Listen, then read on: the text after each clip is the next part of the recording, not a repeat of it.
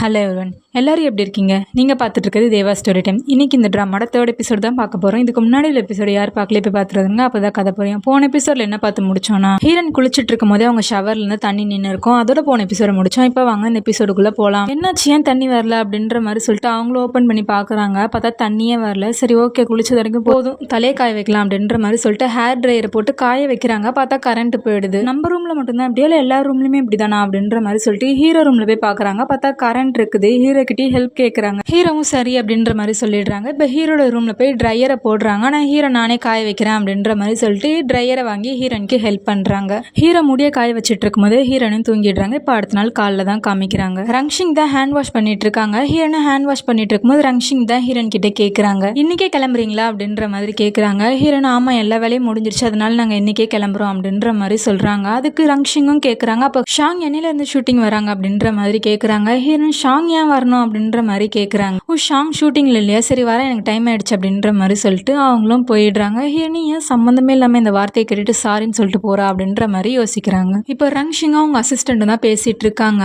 Shawn ஷூட்டிங்ல இல்லைன்னா அப்போ தாங்னாவா தான் இருக்கும் அப்படின்ற மாதிரி சொல்றாங்க. அதுக்கு அவங்க அசிஸ்டண்ட்டும் ஏன் தாங்னாவா இருக்கணும், அதுலேயே இன்னொருத்தவங்க இருக்காங்களே அப்படின்ற மாதிரி சொல்றாங்க. அதுக்கு ரங்ஷிங்கும் சொல்றாங்க, இல்ல அவங்க வெரைட்டி ஷோல பிஸியா இருக்காங்க, ஸோ அவங்களா இருக்கிறதுக்கு வாய்ப்பே இல்லை, தாங்னாவா தான் இருக்கும் அப்படின்ற மாதிரி சொல்லிடுறாங்க. சொல்லிட்டு அவங்க ரெண்டு பேரும் ஏதோ பிளான் போடுறாங்க. இப்போ அடுத்த நாள் காலைல தான் காமிக்கிறாங்க. ஹீரோன் ஆஃபீஸ்க்குள்ள போகும்போது எல்லாரும் மொபைல் வச்சு பேசிட்டு இருக்காங்க. அப்படி என்ன ரூமர் பரவிட்டு இருக்கு அப்படின்ற மாதிரி சொல்லிட்டு அவங்களும் மொபைல் எடுத்து பாக்குறாங்க. பார்த்தா தாங்னாவை பத்தி தான் போட்டிருக்கு. ஹீரோனும் ஹீரோ கிட்ட போய் பேசுறாங்க.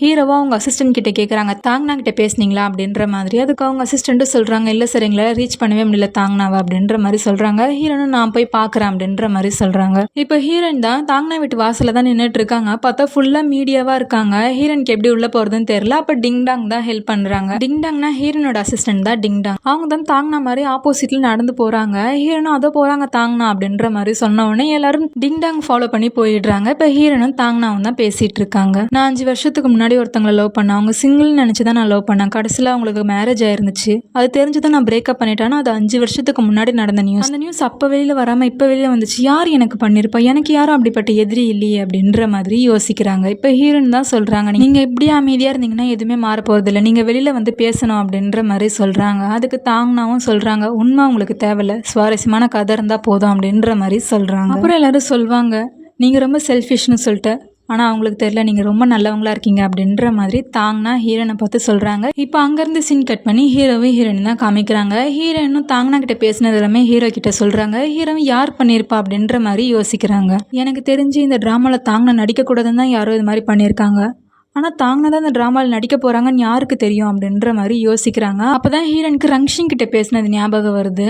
அப்போ அதுக்காக தான் அது மாதிரி கேட்டாளா அப்படின்ற மாதிரி யோசிச்சுட்டு ஹீரோ கிட்டே சொல்கிறாங்க, அவளால் தாங்னாக்கு மட்டும்தான் பிரச்சனை, ஜேர்னி ஆஃப் தி யூத்துக்கு எந்த பிரச்சனையும் வரல அப்படின்ற மாதிரி ஹீரோவும் யோசிக்கிறாங்க. அப்போ தான் ஹீரோனும் கேட்குறாங்க, அப்போ தாங்னா அந்த ட்ராமாலேருந்து எடுத்துட்டிங்களா அப்படின்ற மாதிரி. ஹீரோவும் ஆமாம் அப்படின்ற மாதிரி சொல்கிறாங்க. இப்போ அடுத்த நாள் காலைல மீட்டிங்கில் தான் காமிக்கிறாங்க. அங்கே தாங்னாவோட வீடியோ தான் போயிட்டுருக்கு. வீடியோவில் தாங்னா என்ன சொல்கிறாங்கன்னா, நான் இந்த ட்ராமாவில் நடிக்க போதில்லை, நான் ஐஎஸ் ஸ்டடிக்காக அப்ராட் போகிறேன் அப்படின்ற மாதிரி சொல்லிடுறாங்க. இப்போ அடுத்து யாரை ஹீரோனா போடலாம் அப்படின்ற மாதிரி தான் பேசிட்டு இருக்காங்க. அந்த மீட்டிங்கில் ஒருத்தங்க தாங்னாவை நம்ம ஏன் இந்த ட்ராமால போடக்கூடாது அப்படின்ற மாதிரி கேட்குறாங்க. ஹீரோனும் சொல்றாங்க, தாங்னா வேண்டாம், நம்ம ஏன் ஷானை போடக்கூடாது அப்படின்ற மாதிரி ஹீரோன் சொல்றாங்க. அதுக்கு பக்கத்தில் இருக்கவங்கலாம் சொல்றாங்க, ஷான் தான் நம்ம ரிஜெக்ட் பண்ணிட்டோன்னு சொல்லிட்டு வேற ட்ராமால போய் நடிக்க போயிட்டாங்களே அப்படின்ற மாதிரி சொல்றாங்க. ஹீரோனும் ஒவ்வொரு ஆக்ட்ரஸோட நேமா சொல்றாங்க. ஆனால் யாருமே ஃப்ரீயாவே இல்லை, எல்லாருமே ட்ராமா நடிச்சுட்டு தான் இருக்காங்க. அதனால லாஸ்ட் ஆப்ஷனா தாங்னாவே ஓகே பண்ணிடுறாங்க. இப்போ அடுத்த நாள் காலைல தான் காமிக்கிறாங்க. தாங்னா கிட்ட அக்ரிமெண்ட்ல சைன் வாங்கணும் அப்படின்றதுக்காக ஹீரோனும் ஹீரோனோட அசிஸ்டன்ட் தான் உட்காந்துட்டு இருக்காங்க. ரங்ஷிங்கோட அசிஸ்டன்ட் தான் வராங்க. ரங்ஷிங்கும் அந்த அக்ரிமெண்ட்லாம் பார்த்துட்டு, எனக்கு என்ன இவ்வளோ கம்மியான சம்பளம் போட்டிருக்கீங்க,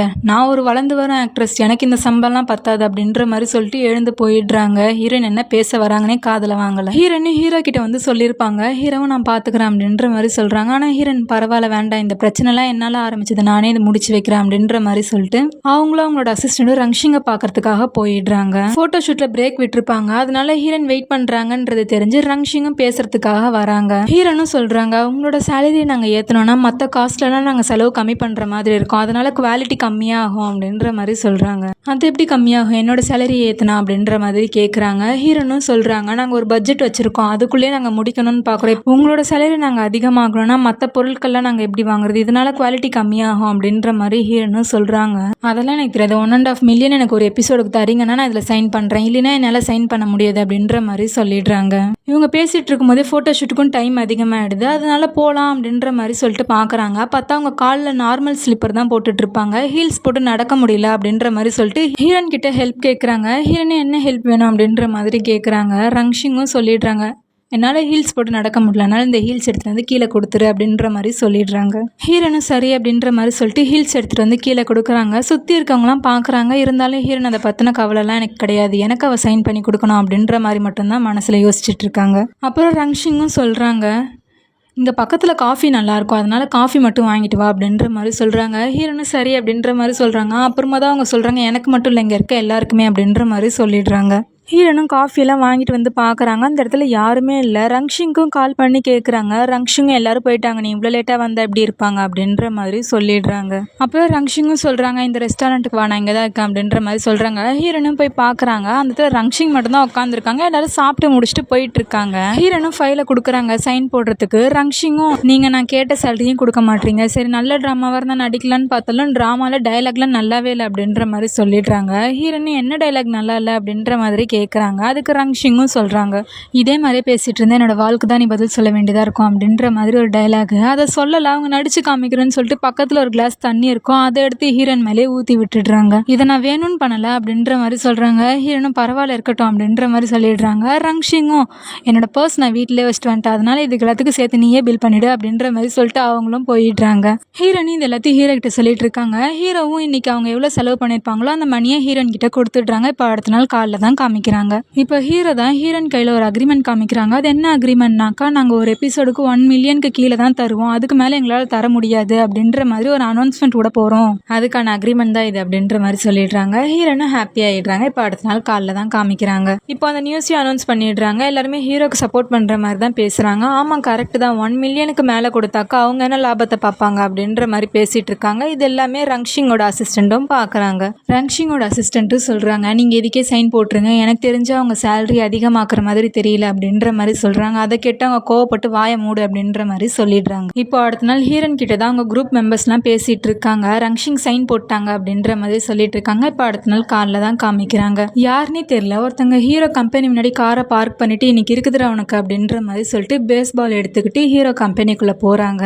ஹீரோவும் ஹீரோனும் அப்போ தான் வராங்க. கார் நிப்பாட்டி இருக்கிறதையும் பார்க்குறாங்க. ஹீரோனும் சுற்றி இருக்கவங்க கிட்டலாம் கேட்குறாங்க, இந்த காரை யார் நிப்பாட்டினா அப்படின்ற மாதிரி. ஆனால் ஹீரோ கிட்டே கேட்கல. ஹீரோவும் வந்துட்டியாடா நீ, உனக்கு இருக்குதுடா அப்படின்ற மாதிரி யோசிச்சு உள்ளே போய் பார்க்குறாங்க. அவங்க பேர் ஷாய்லிங். அவங்க ஹீரோ டேபிளில் இருக்க எல்லா பொருளையும் போட்டு உடச்சிட்டு இருக்காங்க. ஹீரோனும் பார்க்குறாங்க, நிறுத்த சொல்லி கேட்குறாங்க. ஏன் நான் நிறுத்தணும், இது எல்லாமே என்னோட பொருள், நான் உடைப்பேன் அப்படின்ற மாதிரி சொல்கிறாங்க. ஹீரோனும் பார்க்குறாங்க. அப்போ தான் ஷாய்லிங்கும் சொல்கிறாங்க, நான் தான் எங்கள் அப்பாவோட சொந்த பையன், இவனை அடாப்ட் தான் பண்ணாங்க அப்படின்ற மாதிரி சொல்கிறாங்க. ஹீரோனும் கேட்குறாங்க, அடாப்ட் பண்ணால் என்ன, இவரு தானே இந்த கம்பெனியை ஸ்டார்ட் பண்ணாரு அப்படின்ற மாதிரி சொல்கிறாங்க. எங்கள் அப்பா பணம் கொடுத்ததுனால தானே ஸ்டார்ட் பண்ண முடிஞ்சுது, அப்போ இது என்னோட கம்பெனி அப்படின்ற மாதிரி சொல்கிறாங்க. ஹீரோனும் சொல்கிறாங்க, பணம் கொடுத்தா மட்டும் போதுமா, உழைப்பு போட தேவையில்லையா அப்படின்ற மாதிரி கேட்குறாங்க. இதை கேட்டவொடனே ஷாய்லிங்க்கு கோவம் வந்துருச்சு. கையில் வச்சிருக்க பேஸ்பாலை வச்சு அடிக்கிற மாதிரி வராங்க. அதுக்குள்ளே ஹீரோ வந்து தடுத்துடுறாங்க. நீ முதல்ல உடச்ச பொருட்கெலாம் காசு கொடு அப்படின்ற மாதிரி கேட்குறாங்க. என்கிட்ட நிறைய காசு இருக்கு அப்படின்ற மாதிரி சொல்லிட்டு அவனோட கார்டு எடுத்து காமிக்கிறான். பின்னாடியில் ஹீரோட அசிஸ்டன்ட் சேர்மன் எப்பயும் அந்த கார்டெல்லாம் ஃப்ரீஸ் பண்ணிட்டாங்க அப்படின்ற மாதிரி சொல்கிறாங்க. என்ன சொல்கிறீங்க அப்படின்ற மாதிரி சொல்லிட்டு திரும்பி பார்க்குறாங்க. ஹீரோவும் சொல்கிறாங்க, உன்னோட காரை டோ பண்ணியாச்சு அப்படின்ற மாதிரி சொல்கிறாங்க. என்னோட காரை எதுக்கு டோ பண்ணிங்க அப்படின்ற மாதிரி சொல்லிட்டு குடுகுடுன்னு ஒரு போய் அவங்க காரை பார்க்குறாங்க. பார்த்தா காரை வந்து ஃபைன் கட்டினா தான் நாங்கள் கொடுப்போம் அப்படின்ற மாதிரி சொல்கிறாங்க. இவங்களும் கார்டு எடுத்து கொடுக்குறாங்க. பார்த்தா ஆக்டிவ்லே இல்லை அப்படின்ற மாதிரி வருது. ஷாய்லிங்கும் அவங்க அப்பாவுக்கு ஃபோன் பண்ணி கேட்குறாங்க, ஆமாம் நான் ஃப்ரீஸ் பண்ணிட்டேன், இதுக்கப்புறம் நான் காசு எதுவும் கொடுக்க மாட்டேன், நீ போய் உங்கள் அண்ணா கம்பெனிலே வேலை செய்ய அப்படின்ற மாதிரி சொல்கிறாங்க. அவனுக்காக என்னையும் இது மாதிரி எகுத்து பேசுறீங்களா அப்படின்ற மாதிரி கேட்குறான். அவன் உன்னோட அண்ணா, மரியாதை கொடுத்து பேசு அப்படின்ற மாதிரி சொல்கிறாங்க. நான் அவனோட கம்பெனியில் வேலை செய்கிறதுக்கு நான் போய் பிச்சை கூட எடுப்பேன் அப்படின்ற மாதிரி சொல்கிறாங்க. அதை கேட்டு அவங்க அப்பா போய் அதே பண்ணு அப்படின்ற மாதிரி சொல்லிட்டு ஃபோனை கட் பண்ணிடுறாங்க. பக்கத்தில் பார்க்குறாங்க, டோ பண்ணி வச்சுருப்பாங்கல்ல, அவங்க தான் நின்றுட்டு இருக்காங்க. அவங்கள பார்த்தது பரவாயில்ல 2 மாதம் தானே சீக்கிரமாக போயிடும் அப்படின்ற மாதிரி சொல்லிட்டு போகலான்னு பார்க்குறாங்க. அப்போ தான் ஃபைன் கட்டிட்டு போகணும்ல, அதுக்கு பதிலாக கோட்டை கொடுத்து இப்போதைக்கு இதை வச்சுக்கோங்க, மீதி காசை கொடுத்துட்டு நான் கார் எடுத்துகிட்டு போகிறேன் அப்படின்ற மாதிரி சொல்லிட்டு அவங்களும் போயிடுறாங்க. இப்போ ஹீரோட அசிஸ்டன்ட் தான் ஷாய்லிங்கை கூட்டிகிட்டு போகிறாங்க. இதுதான் உங்களோட பிளேஸ் செட் ஆனது, உங்களுக்கு நான் என்ன ஒர்க் பண்ணணுன்றதை சொல்கிறேன் அப்படின்ற மாதிரி சொல்லிட்டு அவங்களும் போயிடுறாங்க. அவங்களோட பிளேஸில் உட்காந்து பார்க்குறாங்க, என்ன சேர் இது கம்ஃபர்டபுளாகவே இல்லை அப்படின்ற மாதிரி சொல்லிட்டு பக்கத்தில் பார்க்குறாங்க. ஹீரோனோட அசிஸ்டன்ட் தான் இருக்காங்க. அவங்களையும் கூப்பிடுறாங்க. கூப்பிட்டு உன்னோட பேர் என்ன அப்படின்ற மாதிரி கேட்குறாங்க. அவங்களும் என்னோட பேர் டிங் டாங் அப்படின்ற மாதிரி சொல்கிறாங்க. என்ன பேர் இது டிங்கு டாங்குன்னு சொல்லிட்டு போய் காஃபி எடுத்துட்டு வா அப்படின்ற மாதிரி சொல்கிறாங்க. அதை கேட்டு அவங்களும் நான் உன்னோட சீனியர், உனக்கு காஃபி எடுத்துகிட்டு வந்து கொடுக்கணுன்றது என்னோட வேலை கிடையாது அப்படின்ற மாதிரி சொல்லிடுறாங்க. இதை கேட்டோடனே ஷாய்லிங்க்கு கோவம் வந்துருச்சு. அதனால சேரை பிடிச்சி இழுப்பாங்களா, டிங் டாங் கீழே விழுற மாதிரி போயிடுறாங்க. பின்னாடி தான் ஹீரோனோட டீம்மேட்ஸ்லாம் இருப்பாங்க. அவங்க இதெல்லாத்தையும் பார்த்துட்டு தான் இருந்திருப்பாங்க. இதுக்கு மேலே விட்டால் அவங்க 2 பேர் அடிச்சுப்பாங்க அப்படின்றது தெரிஞ்சு அவங்க காஃபி எடுத்துகிட்டு வந்து கொடுப்பாங்க. ஷாய்லிங்கும் பார்த்தில இவங்கள மாதிரி நல்ல பசங்களாக இருக்க கற்றுக்கோ அப்படின்ற மாதிரி சொல்கிறாங்க. இப்போ அங்கேருந்து சீன் கட் பண்ணி ஹீரோ வீட்டில் ஹீரோவை தான் காமிக்கிறாங்க. ஹீரோ தான் அவங்க அப்பா கிட்ட பேசிகிட்டு இருக்காங்க. அவங்க அப்பா தான் சொல்கிறாங்க, இன்னைக்கு ஷாய்லிங் கம்பெனிக்கு வந்தானமே அங்கே இருக்க பொருள் எல்லாத்தையும் உடைச்சானா அப்படின்ற மாதிரி கேட்குறாங்க. அதெல்லாம் ஒன்றும் இல்லைப்பா அப்படின்ற மாதிரி சொல்கிறாங்க. அதுக்கு அவங்க அப்பாவும் சொல்கிறாங்க, நான் ஷாய்லிங் கிட்ட பேசினேன், 2 மாதம் உன்னோட கம்பெனியில் வேலை செய்ய சொல்லியிருக்கேன், அவனை எனக்கு அப்புறம் நீ தான் பத்திரமா பார்த்துக்கணும் அப்படின்ற மாதிரி சொல்கிறாங்க. ஹீரோவும் சரிங்கப்பா அப்படின்ற மாதிரி சொல்லிட்டு ஃபோனை கட் பண்ணிடுறாங்க. இப்போ ஹீரோ தான் சோகமாக உட்காந்துட்டு இருக்காங்க. ஹீரோன் தான் போய் கேட்குறாங்க, எதுக்காக சோகமாக இருக்கீங்க, ஷாய்லிங்கை யோசிச்சு சோகமாக இருக்கீங்களா அப்படின்ற மாதிரி கேட்குறாங்க. அப்போ தான் ஹீரோவும் சொல்கிறாங்க, எங்கள் அப்பா அம்மா ஃபஸ்ட்டு பிஸ்னஸ் பண்ணதுக்கப்புறம் குழந்தை பெற்றுக்கலாம் அப்படின்ற மாதிரி யோசிச்சாங்க. பிஸ்னஸில் அவங்களும் சக்ஸஸ்ஃபுல்லான இடத்துக்கு போனாங்க. அதுக்கப்புறம் அவங்க குழந்தை பெற்றுக்கலான்னு பார்க்கும்போது அவங்களால குழந்தை பெற்றுக்க முடியாமல் போச்சு. அப்போ தான் என்னை அடாப்ட் பண்ணாங்க.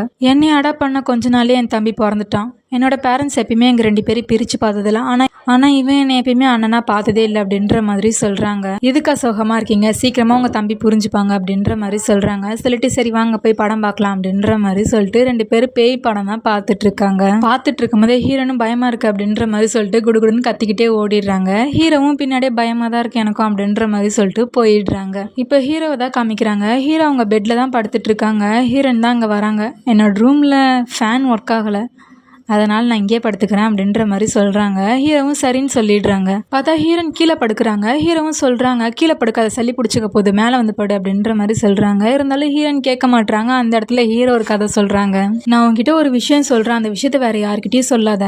இந்த வீடு இதுக்கு முன்னாடி சுடுகாடாக இருந்துச்சு, இதோ நீ படுத்திருக்கே இந்த இடத்துல 4 பேரை புதைச்சிருக்காங்க, அதனாலேயே என்னமோ தெரியல கட்டிலேருந்து 2 பேய் வெளியில் வரும் அப்படின்ற மாதிரி சொல்கிறாங்க. இதெல்லாம் நான் உங்ககிட்ட ஏன் சொல்கிறேன்னா, நைட்டு பேய் வெளில வந்துச்சு, அதை பார்த்து நீ பயப்படக்கூடாதுல்ல, அதனால தான் முன்னாடியே சொல்லிக்கிறேன் அப்படின்ற மாதிரி சொல்கிறாங்க. இதை கேட்டோடனே ஹீரோயினும் பரவாயில்ல அந்த கட்டில் ரொம்ப பெருசாக தான் இருக்குது, நானும் வந்து மேலே படுத்துக்கிறேன் அப்படின்ற மாதிரி சொல்லிட்டு ஹீரோனும் போய் மேலே படுத்துக்கிறாங்க. இதோட இந்த எபிசோட் முடிஞ்சிச்சு. அடுத்த வீடியோஸில் பார்க்கலாம். Bye guys.